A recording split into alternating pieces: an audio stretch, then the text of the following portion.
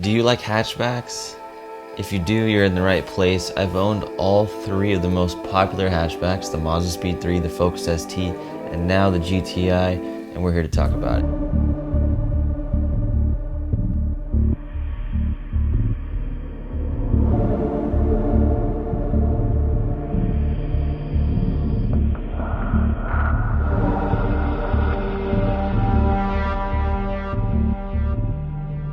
This video will answer most questions that come to mind when you're thinking about it or shopping around or trying to figure out if the one you have is the best one for you, but you just don't want to go through the hassle of buying and selling, and it's hard to pick. Today we'll talk about which one I think is better for freeway driving, which one I think is better for driving around town, exhaust note, intake sounds, reliability, really the differences when it comes down to it, which one I think is best we'll talk about at the end. So stick around, let's dive into it. On this channel, I created the brand Mazdaspeed for you guys, which is all about building confidence in the garage. And if you guys want to support that, we have 3 jet tags. We have the Mazdaspeed jet tag, we have a Focus ST jet tag, and of course we have our GTI jet tags. So on Mazdaspeed.com you'll see a wide range of jet tags. We also have the resource tab.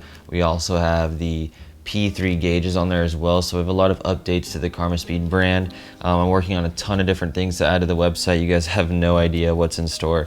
Mazdaspeed is going to be one of the most rad brands in the car industry, and I'm really excited to be there for you guys. And everything you guys have helped me learn over the years, I'm prepping something that you guys are going to use for years to come, share with people. So if you guys like building confidence in the garage, you enjoy the content, maybe you just want a clean jet tag, Mazdaspeed.com, we have all 3 of these jet tags. On the backside we have the Mazdaspeed logo. You guys can grab this new Volkswagen shirt as well if you're here and have a Volkswagen. If not, we have other brands of merchandise themed apparel, t-shirts and whatnot, like these 2 coming soon. We're working hard, so the more of these we sell is actually helping us build the capital to invest into apparel designs, a fully custom website that's going to cost me a couple $1,000s, if not more, with a full awesome website designer I found. So I'm really excited about everything, but that's it for Mazdaspeed. Thank you guys so much. That's our little baby we have here on this channel, and more people are finding out about it as time goes on, and I'm excited to see what it turns into with your guys' support. So Mazdaspeed.com, link in the description, go grab something. I appreciate you guys. Which of the 3 cars is my favorite to drive around town? For sure the Focus ST. I don't know what it is about the layout, it's just very accessible. Getting in and out of the car is really easy. Shifting the car is really easy, the way the shifter is placed. The radio controls, the seating position, the windshield, just everything about it, I just love it. Everything's very accessible. You got the extra gauges up there, and the power delivery is just so fun even when you're driving around town slow. And with the manual, it's such a blast to go run errands in. It makes running errands a lot more enjoyable. I literally drive any car I've had around town, and I think about the Focus ST a lot and often to this day, because when I had to go run to the UPS store or go run and get lunch really quick, I loved the ST. It was a great time. The Fords just have a unique touch to their interior too, the way they like creaks and sounds and the plastics and everything, they just feel very solid. So if you've ever rode an F-150 versus like a Chevy that has a lot of miles on it, like the newer-ish ones, like the Fords just have a unique interior feel, and that adds to the side of it being the best daily driver around town. It's just feels solid, and the chassis is so lightweight, you just whip it around corners through parking lots like it's nothing. When it comes to driving on the freeway, the GTI probably takes this because it has the most, I would say, luxurious, like relaxing feeling interior setup behind the wheel. It's definitely the most comfortable. Everything's just kind of kick back, enjoy the ride, everything's accessible, everything's pretty tame. The ST is probably the fastest on the freeway in my opinion, if I remember correctly, but just depending on what mods, of course, but overall just basic bolt-ons. The ST is quick on the freeway on the top end. The GTI gets down in the mid-range like big time. So freeway driving, I like the GTI the most when I'm leaving town. If you're going on a long commute to work and back, you're probably gonna like the GTI the most. Exhaust note, Mazdaspeed. They have unequal length headers on this car, and it's very subtle. So it's nothing dramatic like a Subaru where you get that like deep, crazy rumble. The Mazdaspeed just has a unique tone to it. It's not annoying, it's not racy sounding. I think the GTI can get pretty predictable and kind of boring. The Focus ST is kind of high-pitched, trumpet, kind of, people would consider it annoying. I think it's very fun, but it is a little bit more of the hectic side of things. And I think the Mazdaspeed is just right there in the middle. It's unique. It's not too loud. It can't get too crazy. But I just think the Mazdaspeed has the best exhaust note of the three, mainly because it is unique and sounds really good for a hot hatch style car.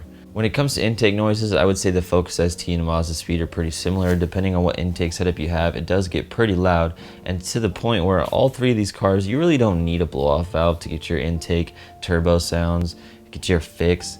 If you're younger or you just love the sound of a turbo, you will get a blow-off valve. I know I don't. I like the intake only setup, but I do support blow-off valves. I'm all for it. And if you want to get your fix of rice, that is there, and I don't think it's a bad thing at all. I think it just comes down to taste. But I would say I think the Mazdaspeed has a slightly more aggressive turbo sound just through the intake solely, no blow-off valve or anything. That car is a good time when it comes to making some cool noises with your turbo. Of the three, which is the easiest to work on? Hands down, the Focus ST. Everything is so accessible. The front mount intercooler is easy. That's the thing with the GTI. The front mount intercooler, that was a drag. With me and Randall, it did still take us a while. I can only imagine if I just got into cars and I was doing that front mount intercooler setup, I would get so frustrated. That's how it was with the downpipe on the Mazdaspeed3.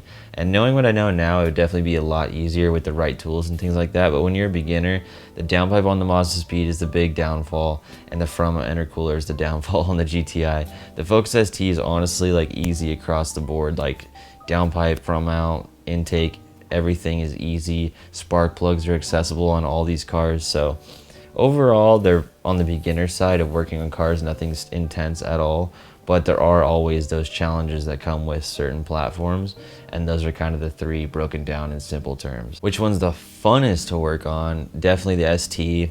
The satisfaction of just going in, not knowing anything, and getting the job done and walking away and getting to enjoy your hard work without any major hiccups. That is worth something in itself, and funnest to work on Focus ST for sure, because I left every single time with that car in the garage happy. Some of the other cars in the past, you leave kind of frustrated. You're like, I got it done, or maybe I didn't get it done, and that wasn't exactly fun all the way through. But hey, that's cars. That's what makes it rewarding. I just fixed my girlfriend's car the other day, and we ran into a bunch of issues. It took me and Randall all day pretty much, and then me a solo from like 5 p.m. to 9:30 p.m. So it was like 9 a.m. to 9 p.m. all to fix this stupid problem with these wheel bearings. Like, I felt so good when it was done though, and I learned a lot of things that I will carry with me forever. So I encourage you to go out there, get after it. That's what we're all about, building confidence in the garage. That's what Karma Speed's here to do for you, help you out with.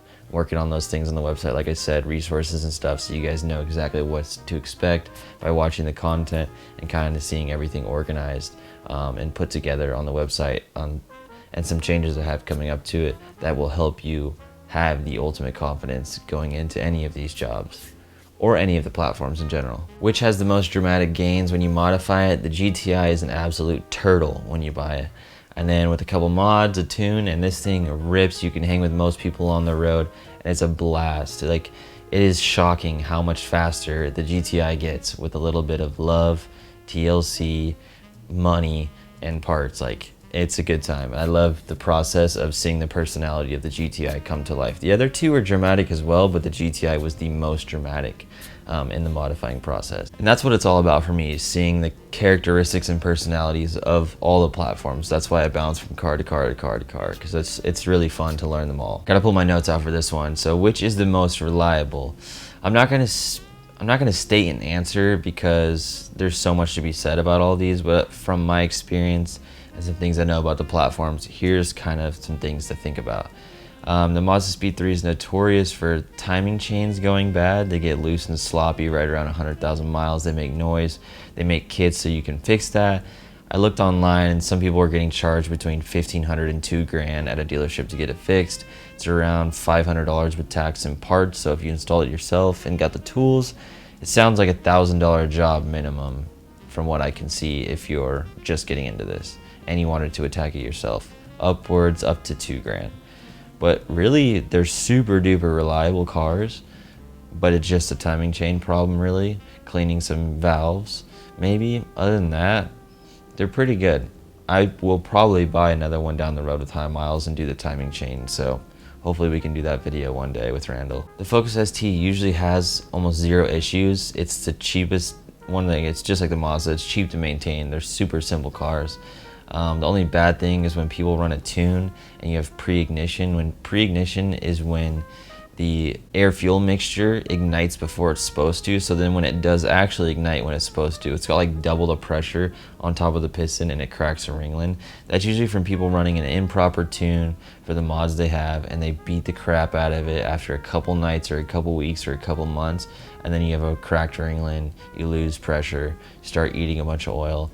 It's a no-go. But if you have a proper tune on these cars, it seems like they'll go as long as you can keep them around, really. Reach out to Alan at Edge Autosport. I have the whole series on the channel, but he's great. He'll take care of you and make sure that your Focus ST gets tuned properly. The GTI does have its common issues. When you search Google, you'll find a laundry list, but when you talk to people who own them, you don't really hear too much. From my research, you have a plastic intake manifold that can sometimes fail, and maybe even a fuel pump at worst.